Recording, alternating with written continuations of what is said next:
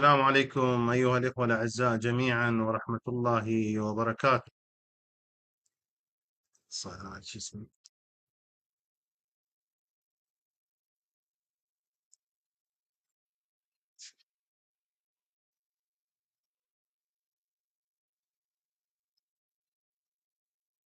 بس خلنا نشوف البث مالتكم.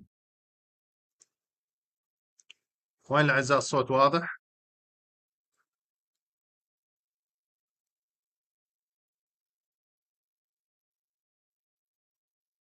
أكو صوتي أو ماكو صوت إخواني؟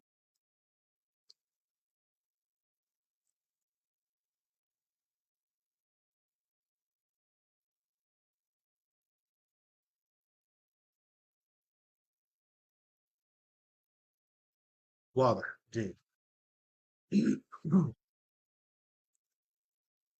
السلام عليكم أيها الإخوة الأعزاء جميعا ورحمة الله وبركاته. يسعدني ويشرفني أن ألتقي بكم. إخواني الأعزاء، الأخبار طيبة ولا زالت طيبة، وما حدث وما يتصوره البعض أنه خبر مو حلو، لا، أيضا خبر حلو، وهو دليل عافي على أن المؤسسة ماخذ الأمر بجدية وجاي تشتغل وجاي اللجان تدقق ولله الحمد. زين، شنو اللي صار؟ ما صار شيء أخواننا الأعزاء. كل ما في الأمر هذا السياق متبع في المؤسسة، أنه إذا كانت عائلة محتجزة باعتبار أن الصغير فاقد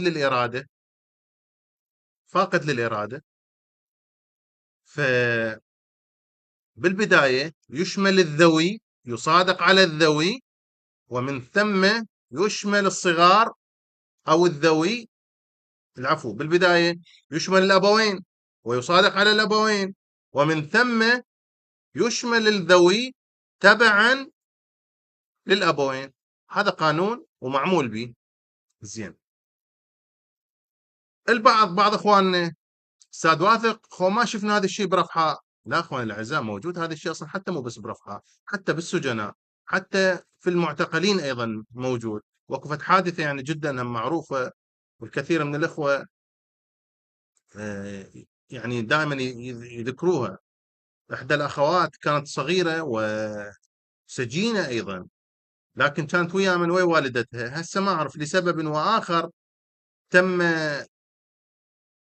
رفض شمول والدتها، ولذلك هي رادوا بأي طريقة أنه يشملوها، ما قدروا في ذلك الوقت. على كل حال إخواننا الأعزاء، بعيد عن التفاصيل، عندنا أسئلة وأجوبة هواي، لكن إخواننا الأعزاء، ماكو فرق مولودين وغير مولودين، لا، إنه البالغ وغير البالغ اللي رايح ويا أهله. يقول لك اللي رايح ويا أبويه بالبداية الأب والأم لازم يصادق عليهم، يلا إنه هو يشمل بالتبع. ايش قد الفارق الزمني هنا؟ هي هاي القضيه، الفارق الزمني ايش قد. احنا طلبنا من عندهم انه يابا اوكي، نمشي بالاجراءات ونكمل الاجراءات، بحيث انه بمجرد المصادقه على الابوين انه يقدم الطلب على الذوي، يعني بحيث انه يشمل الذوي بالبدايه. زين، سابق قلت لنا تأنوا. ليش هالتأني هذا؟ وين الاعزاء؟ قلت لكم تأنوا لانه احنا جاي على تواصل ويا المؤسسه. يابا انتم هذا لما ذكرتوا انه رب الاسره غير مشمول بقانون المؤسسه، يؤجل لحين شمول رب الاسره حسب الضوابط. هاي حسب الضوابط طبعا. زين، هاي اللي يؤجل رفض، بحيث انه اذا قدمنا هسه وجانا هالجواب هذا نقدر نقدم مره ثانيه يا لا. هذا ردنا نحسمه، ولذلك قالوا لا، هذا مو رفض على مود انت بعد ما تقدر تقدم مرة ثانية. لا، كل ما في الامر انه الطلب مالتك يؤجل الى ان يجينا الطلب مال رب الاسرة مالتك، ابوك او امك، نشملهم انت بالتبع، بعد بتبعيتهم تشمل. هاي القضية اخواني الاعزاء. زين، آه، الامر ايجابي سلبي؟ لا اخواني الاعزاء، الامر ايجابي جدا ايجابي، لكن احنا بطبيعتنا هم مستعجلين وهم بنفس الوقت نريد نضمن حقوقنا. يا بنا وشنو ليش كذا مدري شنو. البعض يقول رفعات كلهم قدموا، لا صح كلهم قدموا. شلون هسه احنا قدمنا؟ كلهم قدموا. لكن بالشمول لا، بالبداية يشمل الذوي الأبوين، ومن ثم يشمل الذوي تبعا للأبوين. هاي قضية إيجابية أصلا. يعني أنت إذا شمل أبوك وأمك فماكو داعي أنا ما عندي وثائق، أنا كذا، أنا بس بيان ولادة، أنا مدري شنو. لا، بعد بالتبع تشمل. هذه هي القضية. هاي لعجالتها. لكن قبل لا أدخل بالأسئلة والأجوبة، خل أعرض لكم هذه الصورة وإلي قصد بيها. آه،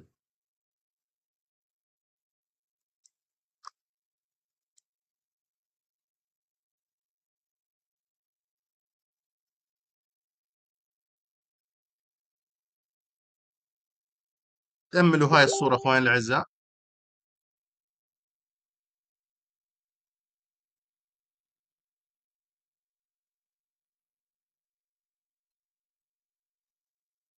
استغل فرصة بدي الكرسي ذبحني.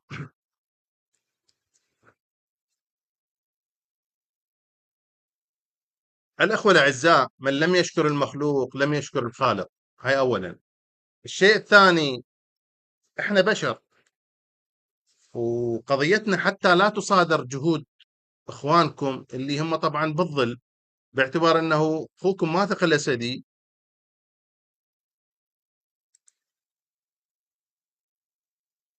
عفوا. باعتبار أنه أخوكم واثق الأسدي على طول عرفتوا تحركاته. يا إخواني ما قدر، أدوارهم متكاملة. يعني واحد يكمل الثاني، الأدوار ميسان، هذا واحد يكمل الثاني. إخواني الأعزاء، والأخوة الآخرين أيضاً ما يعرفهم طبعا، خلينا نذكر أسمائهم. يمينكم يمين الشاشة حسين الأسدي، وبصفه الأخ المجاهد باسم حسين عليه، وأبو أحمد البعياوي، والأخ المجاهد أبو حيدر العماري، عبد الحسن راضي، واخونا سماحه الشيخ وسام العبادي، وخادمكم ماثق الاسدي، والاخ المجاهد ابن المجاهد علي حزام الدراجي، واخونا العزيز ابو سلام العبادي، اخو شيخ وسام، واخوكم محمد الاسدي. هؤلاء. ها طبعا بالمناسبه مع الاسف صوره الملا ساجد ما موجوده ويانا، باعتبار احنا من رجعنا من بغداد، هو راح لبغداد واحنا رجعنا الكربلاء. الأخ العزيز في بغداد هم تعرفون هذا تاريخ. نسأل الله سبحانه وتعالى أنه تتكلل هاي الجهود بالشمول إن شاء الله تعالى. مو بس الشمول، لا، الشمول صار إن شاء الله بالاستلام. إخوان الأعزاء، إخوان الأعزاء، مثل ما تشوفون هاي ملابسي من ملابس العمل، بعدني لحد الآن ما راجع للبيت. انتظرت إلى أنه يخلص الدوام حتى أجاوبكم.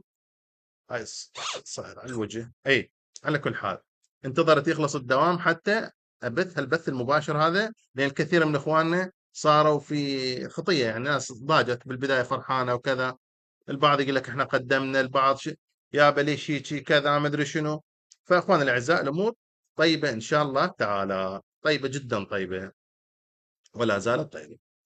خلنا اقرا لكم الكتاب نفسه. هو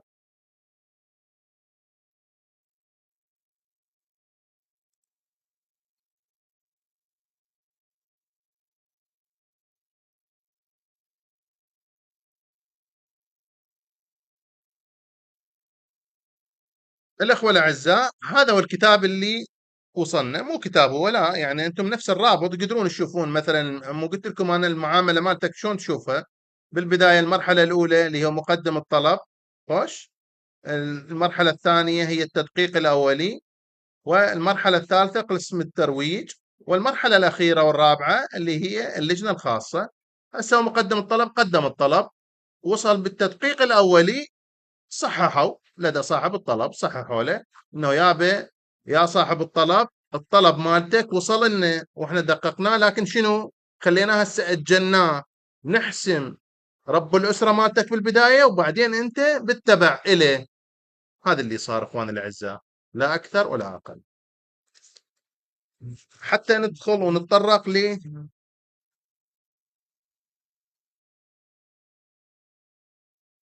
نرجع للبث للاسئله. اهم الاسئله. البعض مثل ما تعرفون كل إحنا قدمنا، مثل هذا قدم الوالدة، قدم الوالدته على منصة أور، على الحاج، إجازة سوق، إجازة بناء، وهكذا إلى آخره. أول تسجيل لك على منصة أور راح ينحفظ رقمك بذلك الاسم. مثلا أنا جيت أقدم، كل أرقامي لقيتها باسم والدتي.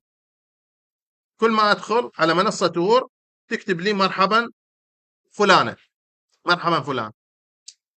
ليش؟ لأن أنا سابقا مقدم لوالدتي على الحاج أو على مؤسسة الشهداء وإلى آخره، فانحفظ هذا الرقم بمن؟ باسمها. زين، لو أنا قدمت به هذا الرقم يصير لو ما يصير؟ هو طبعا الأفضل أنه أنت تقدم برقم آخر، لكن إذا قدمت به راح يروح حقك ولا لا؟ ما يروح حقك. حتى لو انكتب مثلا صاحب الطلب فلانة، يعني والد، اسم والدتي مثلا، ما يروح. يبقى ليش؟ لأنه الأوليات، المعلومات اللي دخلتها كلها باسم من؟ باسمك أنت.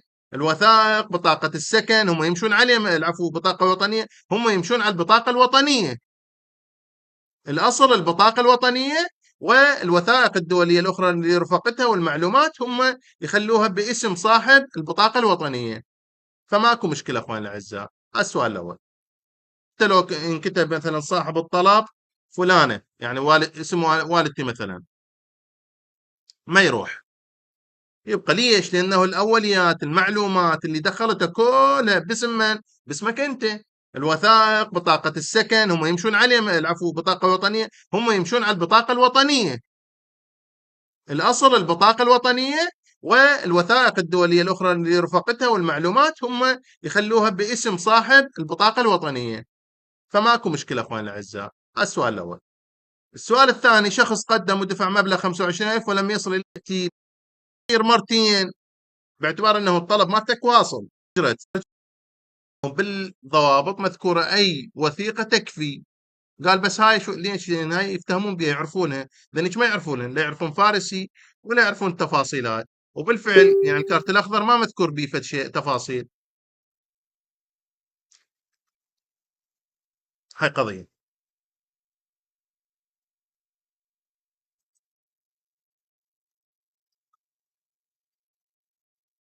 هل وثيقة عقد الزواج تنفع كدليل إثبات؟ طبعا كل وثيقة بها تنفع، كل الوثائق تنفع.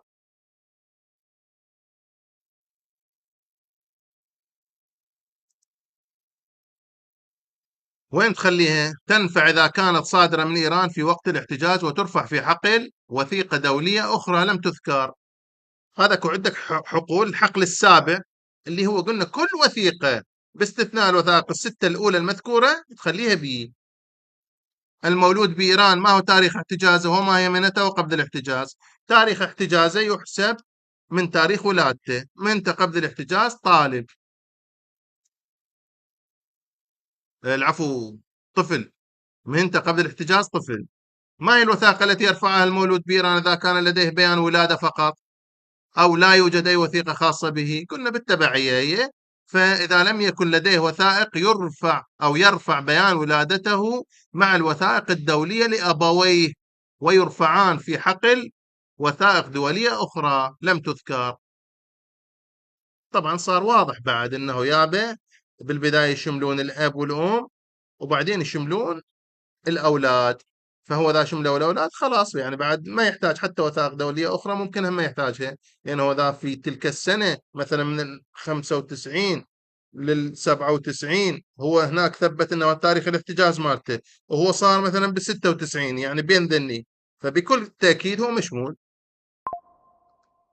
هل الرقم التسلسلي وحده يكفي فقط كوثيقة دولية؟ حسب الضوابط يكفي. هل العوائل التي رجعت بالعفو مشمولة بالقانون أم لا؟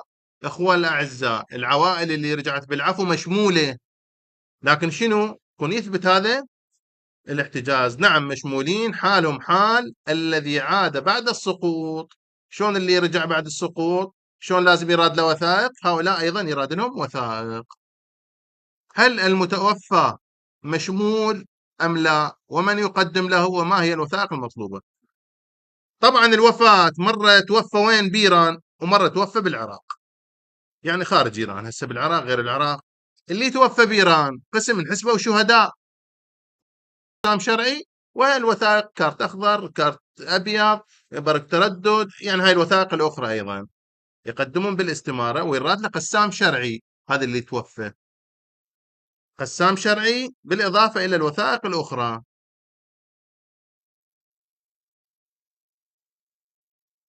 يوجد اختلاف بتاريخ الاحتجاز بين الوثائق أو بين الوثيقة والواقع.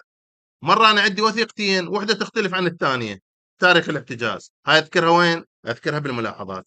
مرة لا، أنا عندي وثيقة بها تاريخ الاحتجاز مالتي 93 وأنا محتجز 95 وأنا طالب، أنت راح تتعارض، هاي شو أسوي؟ أقول يابا أنه أذكر التاريخ الصحيح اللي ما يتعارض وياي.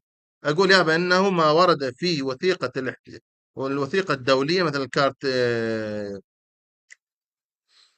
قواهي هجرة غير دقيق وغير صحيح، والصحيح هو تاريخ الاحتجاز 1995، على مود ما يتضارب وياك بعدين. أي اختلاف يشار إليه في حقل الملاحظات في الاستمارة الإلكترونية. زين. الشاهد هنا مشكلة، مو مشكلة إن شاء الله. الشاهد ايش قد عمره؟ زين، عمره هسه، لو من رجع، لو بداية الهجرة، بداية الاحتجاز، لا، يؤخذ على عمره في بداية الاحتجاز. زين، صلة القرابة بينه وبين المحتجز شنو؟ حتى القريب يصير، لكن الأفضل أنه بعيد، حتى القاضي أو اللجنة ما راح شلون يعني يشكك أو فد شيء. وهل يمكن أن يكون نفس الشهود لجميع أفراد العائلة؟ نعم.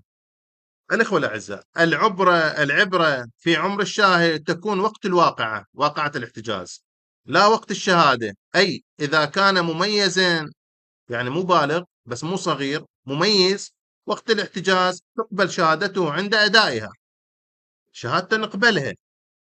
لكن وهو بالغ، يعني بذاك الوقت مميز وهسه هو بالغ دزين عليه، فشهادته شبيها شهادته صحيحة.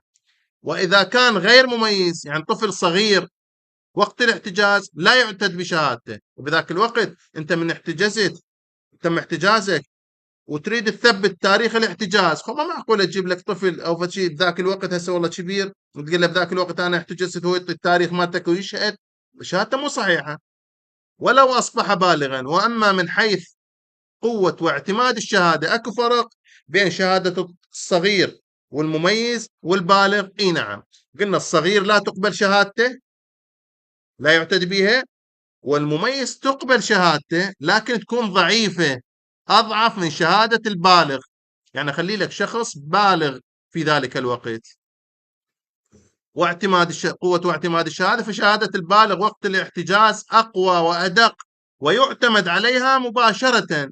وأما شهادة من كان مميزا وقت الاحتجاز أضعف نسبيا وتحتاج تعزيز، يعني يراد لك أدلة وقرائن.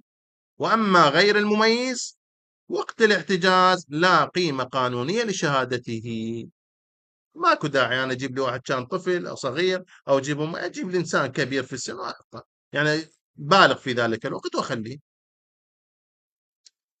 الكارت الأخضر أو غيره من الوثائق صادرة من خارج المخيمات، مو من المخيم. هاي شنو؟ تصير ما تصير، هو طلب من عندك كارت أخضر، ما قال لك كارت أخضر المخيمات.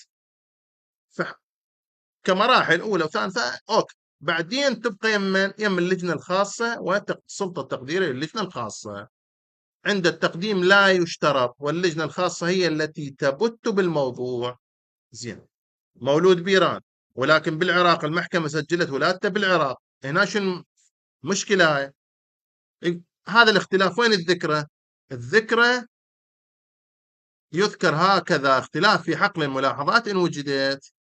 زين، هل السجين والمعتقل ومحتجز ورفحاء مشمولين بهذا القانون؟ هو سجين وكان بالمخيم أو كان بإيران، هو معتقل وكان بالمحتجز، كان محتجز، وهو من محتجزي رفحاء وراحوا لإيران، مشمولين ولا؟ نعم، دول كلهم مشمولين، السجين والمعتقل ومحتجزو رفحاء. هل يمكن رفع الجنسية الإيرانية كوثيقة احتجاز؟ احكي الكثير من اخواننا مسفرين، يقول لك انا ليش اقدم كارت اخضر وكارت ابيض ومنفيس، هو اقدم الجنسيه الايرانيه.